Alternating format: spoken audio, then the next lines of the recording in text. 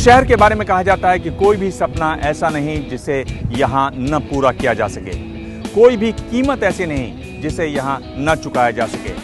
नमस्कार, मैं हूं दिबांग, आप देख रहे हैं ग्राउंड जीरो। आज चीन की आर्थिक राजधानी शंघाई से।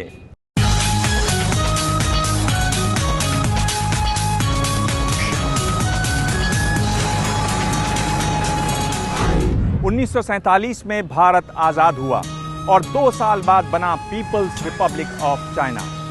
तब विकास के महत्वपूर्ण पैमाने जीडीपी पर भारत और चीन एक ही पायदान पर थे। हां, प्रति व्यक्ति आय में भारत चीन से आगे था।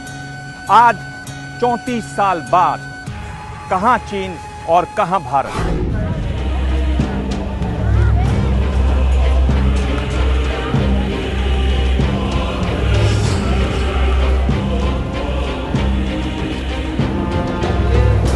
आज भारत की अर्थव्यवस्था $2 ट्रिलियन की है, जबकि चीन की $9 ट्रिलियन। शंघाई अंगड़ाई लेता हुआ आज दुनिया के सबसे वैभवशाली और समृद्ध शहरों में एक है। चीन दुनिया का सबसे बड़ा एक्सपोर्टर, एक महाशक्ति। 1981 से 2010 के बीच चीन के 68 करोड़ लोगों ने गरीबी रेखा लांघी। मानव इतिहास में इतनी तेजी से इतनी बड़ी संख्या में कभी भी इतने लोगों ने गरीबी रेखा पार नहीं की।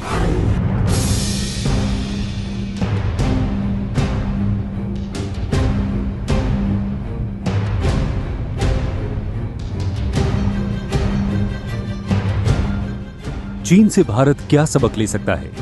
ये बड़ा सवाल प्रधानमंत्री नरेंद्र मोदी के सामने है। नरेंद्र मोदी सरकार के पहले बजट पर देश ही नहीं बल्कि पूरी दुनिया की निगाह है।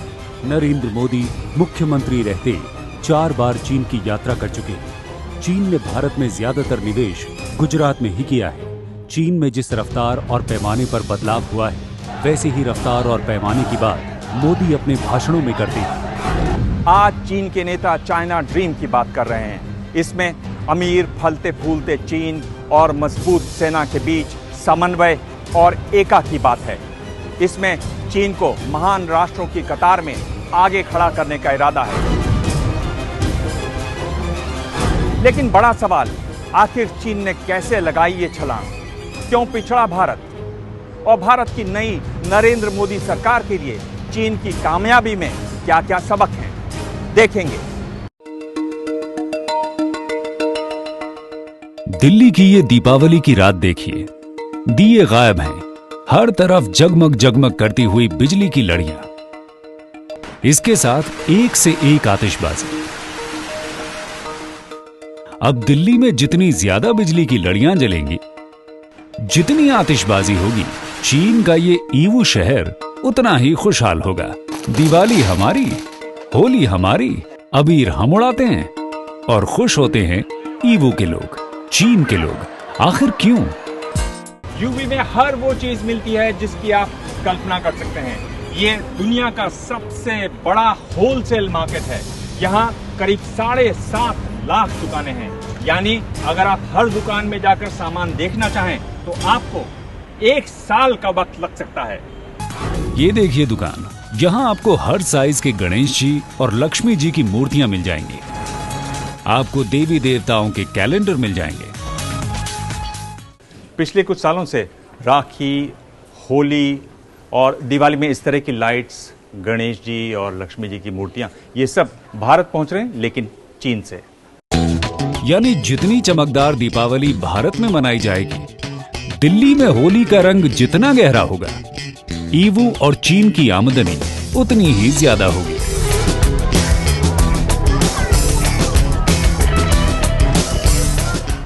चीन के ईवू शहर की इन दुकानों में क्या नहीं मिलता?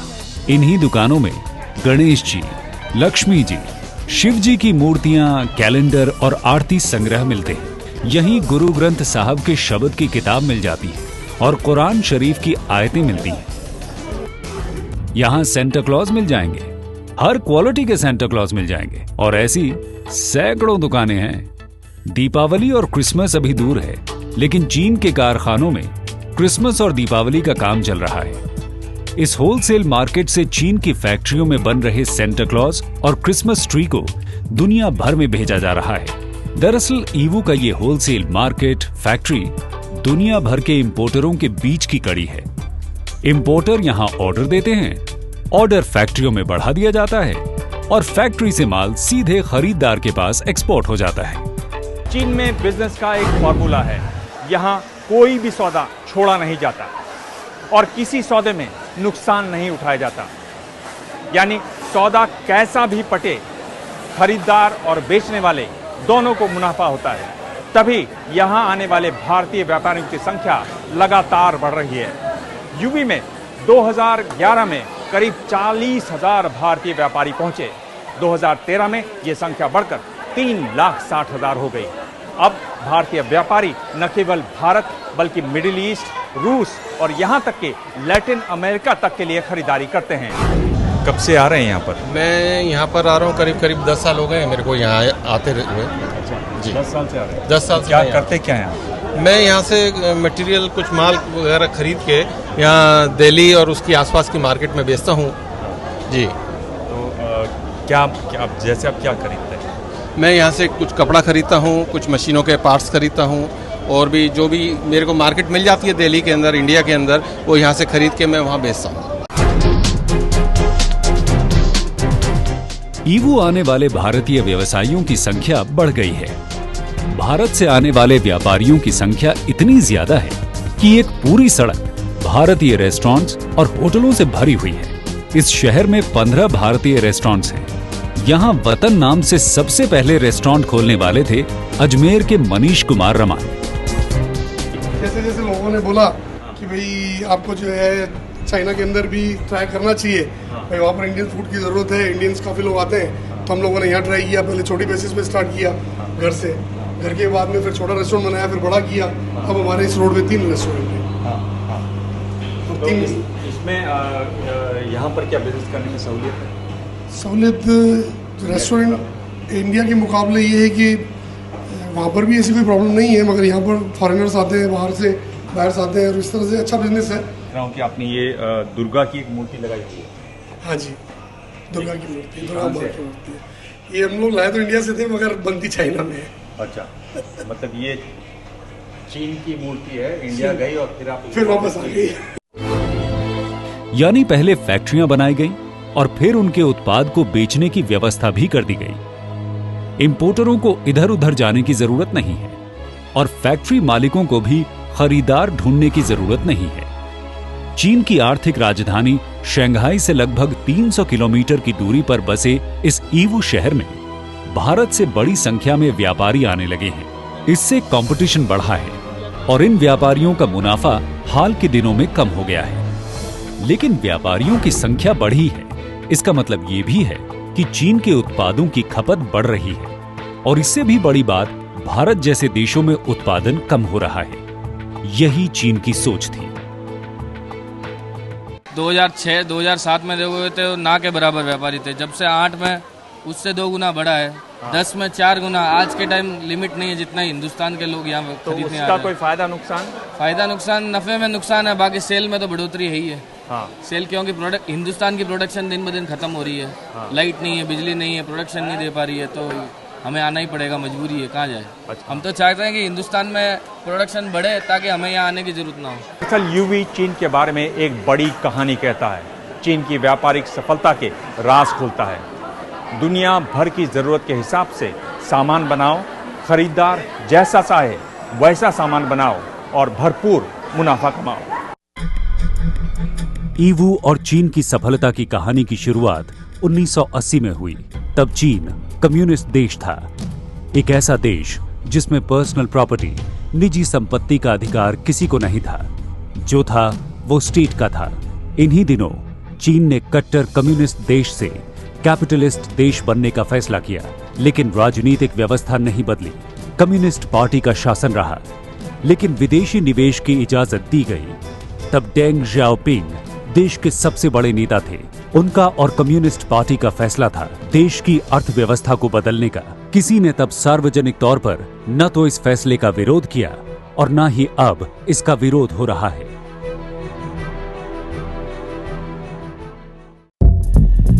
डेंग जियाओपिंग की गिनती चीन में बड़े कम्युनिस्ट नेताओं में होती है और डेंग ने ही चीन के राष्ट्रपति के तौर पर 1979 में वो काम किया जिसके बारे में तब चीन में सोचना लगभग नामुमकिन था। Deng Xiaoping raised the idea that this foreign policy, this idea of economic development is not for small group, it's for big group, for the whole Chinese people. But we have to move step by step. So at the final moment, at the final point, we all reach. So that idea, I think, is very deep in every Chinese heart. So we have a strong leadership that we should do this with determination. Nobody challenged that road. Deng Xiaoping ने चीन के दरवाजे बाहरी निवेश के लिए खोल दिए थे। इसी के साथ चीन में SEZ यानी स्पेशल इकोनॉमिक जोन बनाने का फैसला किया। SEZ यानी स्पेशल इकोनॉमिक जोन चीन के आर्थिक विकास में तुरप का पत्ता है, लेकिन आर्थिक विकास से कहीं ज्यादा ये चीन की सोच में बदलाव और उस बदलाव के प्रति कमिटमेंट को दिखाता है। चीन के राष्ट्रपति डेंग जियाओपिंग ने चीन का पहला SEZ बनवाया शेंजन में सन 1979 में। उसके बाद चीन ने 5 और SEZ बनाए बंदरगाहों के पास। चीन की सफलता को देखते हुए सन 2000 में भारत ने SEZ बनाने की घोषणा की। 5 साल बाद पार्लियामेंट से SEZ एक्ट पास हुआ और 1 साल के भीतर ही 200 SEZ बनाने की घोषणा हो गई। वैसे चीन से पहले SEZ जैसी सोच भारत में आ चुकी थी। 1969 में ही भारत में एक्सपोर्ट प्रोसेसिंग जोन बनाया गया था।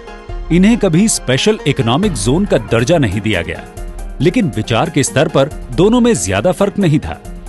लेकिन भारत और चीन की SEZ में काफी फर्क है। चीन में एक तो सिर्फ 6 SEZs हैं, जबकि भारत में तकरीबन 300 के करीब।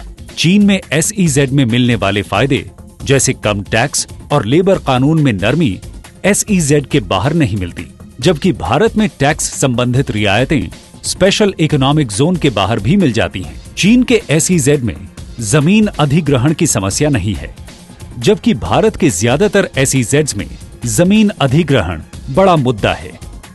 चीन के SEZ काफी बड़े हैं। चीन का शेंजन का स्पेशल इकोनॉमिक जोन, जहां इलेक्ट्रॉनिक सामान बनाए जाते हैं, 49,500 हेक्टेयर में फैला है। चीन का कोई भी स्पेशल इकोनॉमिक जोन 30,000 हेक्टेयर से छोटा नहीं है, जबकि भारत में सिर्फ 10 हेक्टेयर जमीन को भी स्पेशल इकोनॉमिक जोन बना दिया गया। स्पेशल इकोनॉमिक जोन बनाने के बाद चीन ने अपने राज्यों में स्पेशल डेवलपमेंट जोन बनाया। एक डेवलपमेंट जोन में एक तरह के उत्पाद बनाने वाली फैक्ट्री होती है, इसलिए चीन का एक राज्य सिर्फ खिलौना बनाने के लिए मशहूर है तो एक होजेरी। कई भारतीय कंपनियों ने भी चीन में इन्वेस्ट किया है। Sometimes people say, the Chinese strategy is build it and they will come. Well, it wasn't that. The Chinese were very smart about planning the SEZs that they needed, the SEZs that they wanted. The Indian approach has been much more scattergun, actually. It's been let's have lots of SEZs, let's let the private sector play a role, but let's not plan it particularly. Yeah. So you get SEZs in Pune without the infrastructure surrounding the SEZ. So there's a real sense that the Chinese have been very determined to get it right. And the Indian side, you've ended up with real estate speculators getting involved in the SEZs. मैं इस समय पूर्वी चीन के यांगसू के यांचन में हूँ और ये महिंद्रा की फैक्ट्री है, ट्रैक्टर बनाते हैं। इससे पहले 2005 में यांगशी में इन्होंने एक प्लांट लगाया था और तब वो चीन पहुंचने वाली पहली बड़ी भारतीय कंपनी रही। इस समय हमारे साथ ये बताइए कि क्या वजह है कि आप लोगों ने यहाँ आने का सोचा? चीन ट्रैक्टर्स में सबसे बड़ी दूसरे नंबर पे है। सबसे बड़ी मार्केट ट्रैक्टर्स के लिए इंडिया है। हाँ। और उसके बाद नंबर 2 पे चीन है जी। और हमारा महिंद्रास का एम यही है कि हम लोग सबसे बड़े ट्रैक्टर मैन्युफैक्चरर्स दुनिया में हों, नॉट जस्ट इंडिया में। हाँ। और हम आज वो हैं, महिंद्रास नंबर 1 पे हैं। हाँ। कितने ट्रैक्टर बनाते हैं आप यहाँ चीन में? हम लोग चीन में करीब 25,000 ट्रैक्टर्स बनाते हैं सालाना। और कितने वर्कर काम करते हैं? वर्कर्स हैं अबाउट 1100। और सब उसमें कोई भारतीय भी है या आप भारतीय कितने हैं? भारतीय एक्सपैट्स खाली 8 हैं। अच्छा। सो सारा प्लांट वर्कर्स सारा management, bulk of management Chinese है और लोकल लोग हैं, और हम लोग सिर्फ इंडिया से यहाँ पर 8 लोग हैं। संजय मोहिनी जी, आपसे मैं ये जानना चाहता हूँ कि क्या चीन जब आप आते हैं तो क्या फ़र्क पाते हैं भारत और चीन के मुकाबले में, ख़ासतौर पर इतनी बड़ी अगर आपको एक फैक्ट्री लगानी हो तो? यहाँ फैक्ट्री लगाना इतना कंपैरेटिवली ईजियर है। गवर्नमेंट का बहुत हेल्प होता है, गवर्नमेंट मदद देती है। हाँ, काफ़ी सारी मदद करती है। एक्विजिशन ऑफ लैंड से, और एक्विजिशन ऑफ लैंड से, taxation benefits, dealing with all governmental Windows, ऐसा मोरलेस सिंगल विंडो टाइप अप्रोच है यहाँ पर गवर्नमेंट का। तो फ्रॉम द डेट आप अनाउंस करेंगे कि हमारा कुछ प्रोजेक्ट लगने वाला है, तो आपको गवर्नमेंट वो करने लगती है। आपको काफ़ी इंडस्ट्रियलिस्ट मतलब जोन्स जो हैं, खबर लगी तो वो आपके इर्द गिर्द मंडराने लगते हैं कि भाई इन लोग आने वाले हैं। बिल्कुल। और हर एक प्रोविंस आपको कन्विंस करने की कोशिश करेगा कि आप उनके प्रोविंस में जाएं, उनके इकोनॉमिक जोन्स में इन्वेस्ट करें, वहाँ टेक्नोलॉजी लाएं। ये जो एक बात देखी जा रही है कि भारत पिछड़ता नज़र आ रहा है, आपको क्या बड़ी वजह क्या लग रही है कि भाई हम लोग इतने सालों तक उनसे आगे भी रहे, मतलब आज़ादी के बाद 80 में तो एक ही पायदान पे खड़े हुए थे, क्यों पिछड़ता? 3 बड़ी वजह अगर मैं भारत की पूछूं तो। एक तो है कि इनका सारा इंफ्रास्ट्रक्चर और बिजनेस एनवायरनमेंट जो है वो बहुत बिजनेस फ्रेंडली है। पोर्ट्स ऐसे क्लॉग्ड हैं या बहुत ज़्यादा लोड है, बहुत महीनों क्लियरेंस को लगता है, वैसा कुछ नहीं होता। रास्ते सारे, roads, infrastructure is absolutely top class. Bharat के पास इंफ्रास्ट्रक्चर नहीं है, एक तो सबसे बड़ी बात। एक तो इंफ्रास्ट्रक्चर होगा। दूसरा जिस तरह से बिजनेस को अट्रैक्ट करते हैं, उनका लुभाते हैं, जिस तरह वो आपको वो करेंगे कि आप भाई हमारे यहाँ इन्वेस्ट करो, हमारे भारत में वो सब नहीं होता। वो बहुत कम महीने पे। भारत में आपको धक्का दे के दरवाजा खोलना पड़ता है, तब खुलता है। भारत पे भी दरवाजे खुलते हैं, ऐसी बात नहीं है, क्योंकि आज भारत में भी काफ़ी कुछ हो गया है। तो सिर्फ यहाँ मैन्युफैक्चरिंग इन्होंने सिलेक्ट किया और वर्ल्ड का मैन्युफैक्चरर्स करके बन गए, इसलिए इनमें प्रॉब्ली पेस बहुत ज़्यादा दिखती है। बट हमारे यहाँ भी जैसे आईटी वगैरह में बहुत काम हुआ है और हम इतने पीछे ऐसी बात नहीं है। बिल्कुल। मे बी हमारा डेमोक्रेसी है, इसलिए सिस्टम्स को नर्चर करने में टाइम ज़्यादा लगता है, बट एक बार शायद शुरू हो गए तो may be. Mahindra and Mahindra एक बड़ी कंपनी है, लेकिन कई छोटे निवेशक भी हैं जिन्होंने भारत की बजाय चीन में फैक्ट्री लगाने का फैसला किया है। इन्हीं में जियांगसू में फैक्ट्री लगाने वाले जैकी भगनानी भी हैं। मैंने इंडिया में भी ऑलमोस्ट 1 ईयर बिजनेस किया और चाइना में भी पैरेलली बिजनेस किया, जस्ट टू ट्राई आउट। तो जो रिज़ल्ट था, बीइंग एन इंडियन, मेरे लिए इंडिया थोड़ा कन्वीनियंट था। मुझे ज़्यादा इंडिया में मज़ा आता काम करने में, बट रिज़ल्ट था वो चाइना ज़्यादा अच्छा था मेरे लिए। India was too slow, not very quick, business के लिए नॉट वेरी फ्रेंडली। मैं टेक्सटाइल का बिज़नेस कर रहा था, तो 6 महीने 4 महीने deliveries were very common in India. At that time also China could deliver in 30 days. जय किशन भगनानी और महिंद्रा ग्रुप का अनुभव ये बताता है कि चीन में फैसले जल्दी लिए जाते हैं और ज्यादातर फैसले स्थानीय लेवल पर ही ले लिया जाता है, चाहे मामला जमीन अधिग्रहण का हो या सड़क, बिजली, पानी का। भारत में जमीन अधिग्रहण को एक कानूनी प्रक्रिया से गुजरना पड़ता है। विस्थापित होने वालों के पुनर्वास पर ध्यान देना पड़ता है। साफ लोकतांत्रिक देश होने की वजह से जमीन अधिग्रहण और पुनर्वास भारत की सरकार के लिए बड़ा मुद्दा होता है। जबकि विकास के शुरुआती दौर में चीन की सरकार की नजर आर्थिक विकास पर रही। किसी भी तरह के विरोध को कुचल दिया गया। चीन विकास की हर तरह की कीमत चुकाने के लिए तैयार रहा है। चीन सरकार ने अपने चर्चित 3 गॉर्जेस बांध बनाने का ऐलान 1994 में किया और 4 जुलाई 2012 को बिजली पैदा करना शुरू कर दिया। इसके लिए 13 बड़े शहर, 140 कस्बे, 1600 गांवों को खाली कराया गया। इसके निर्माण के दौरान पर्यावरण से जुड़े सवाल को भी दरकिनार कर दिया। जबकि भारत में हाल के दिनों में जाकर नर्मदा बांध तैयार हुआ। नर्मदा बांध बनाने की सोच शुरू हुई 1979 में, काम पूरा हुआ 2006 में। इस दौरान बांध की ऊंचाई और विस्थापन के सवाल पर लगातार काम रुकता रहा। I think that, I wrote also in my book about the Narmada Dam protest movement, which I think at least that's taken a long time. It's slowed down the development of that dam, which many people felt was unnecessary.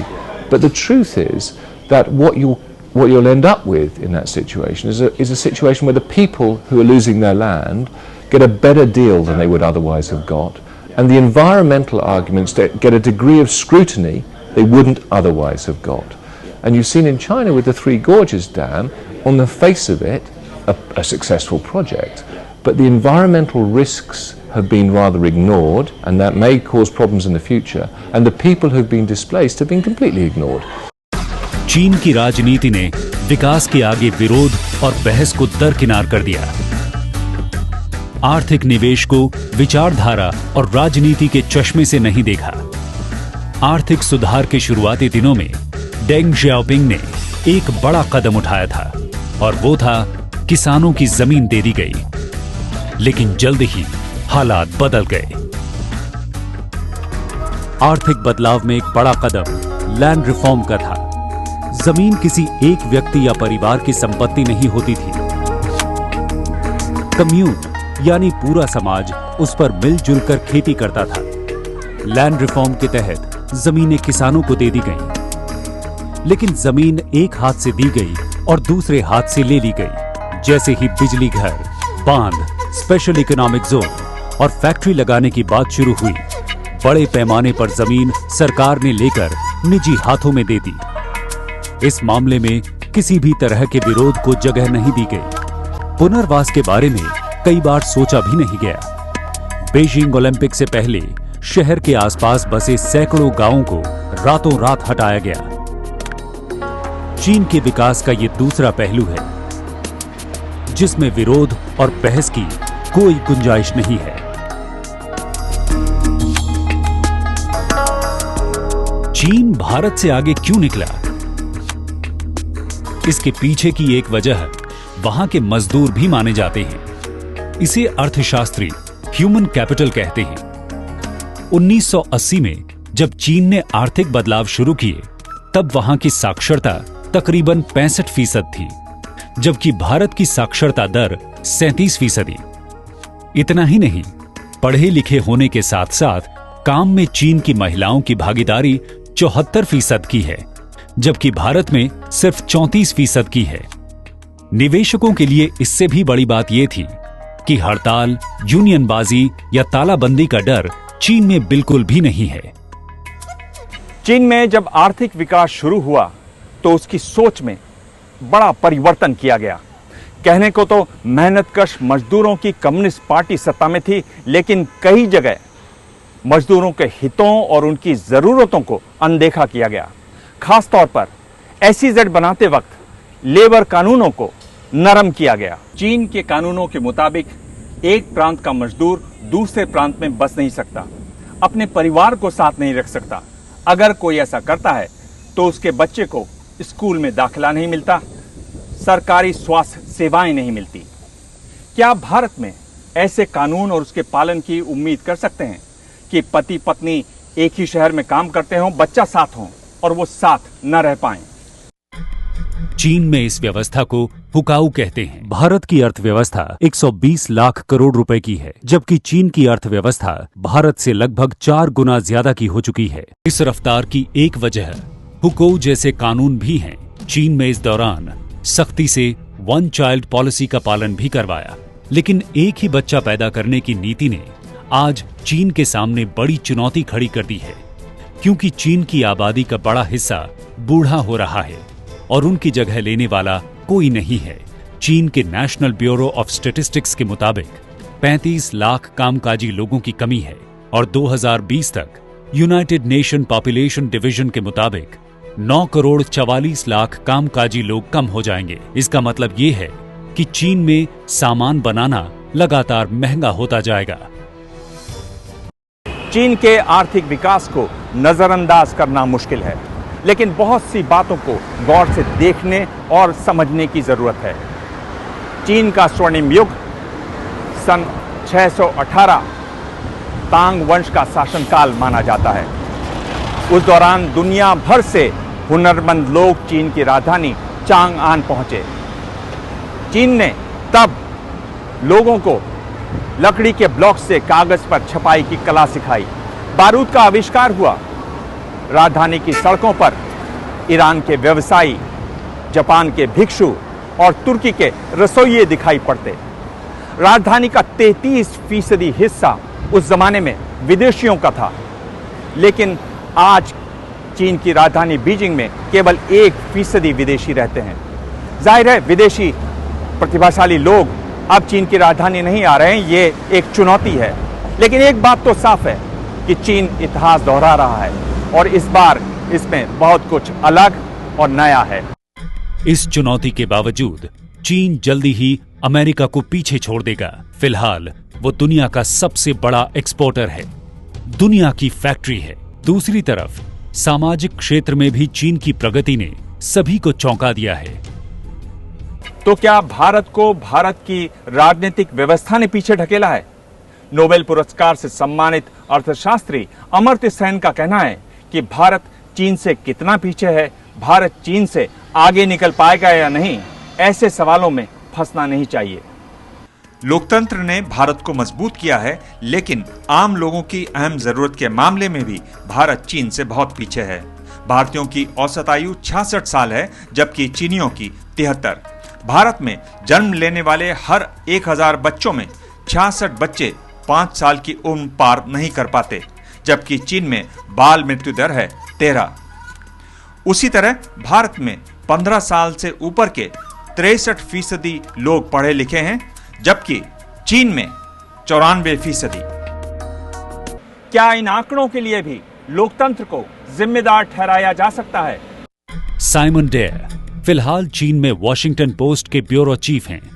उनका कहना है कि भारत का लोकतंत्र उसकी सबसे बड़ी पूंजी है। आज नहीं तो कल लोकतंत्र के सहारे भारत चीन से आगे निकल सकता है। I think that democracy has delivered a nation for India, which is an immensely valuable thing. Now it also has to deliver better governance. It can't just deliver a nation, it also has to produce better economic outcomes for the poor and for everybody, actually. And that's the next challenge. I think that people are now demanding better governance through democratic means, and eventually they will get it from their leaders, because they are telling their leaders, we need you to do a better job. Bharat और चीन की स्पर्धा धीरे धीरे खत्म हो रही है। जल्द ही चीन अमेरिका को पछाड़कर दुनिया की सबसे बड़ी अर्थव्यवस्था बनने वाला है। लेकिन चीन के सामने पहाड़ जैसे सवाल हैं, समस्याएं हैं। धीमी होती अर्थव्यवस्था, बढ़ता प्रदूषण, संपन्न होता मध्य वर्ग और सीमित आज़ादी, बड़ी संख्या में बुजुर्ग, साथ ही भारत की तरह भ्रष्टाचार और बढ़ती असमानता। लगता है चीन ने अपने सफर में बहुत कुछ खोया है। लेकिन यह कहना गलत होगा कि चीन से सीखने को कुछ नहीं है। भारत के प्रधानमंत्री नरेंद्र मोदी को जनता ने इस बार स्पष्ट बहुमत देकर कड़े कदम उठाने का जनादेश दिया है। हमने अपनी चीन यात्रा के दौरान पाया कि वहां के जानकार नरेंद्र मोदी के बारे में और जानना चाहते हैं।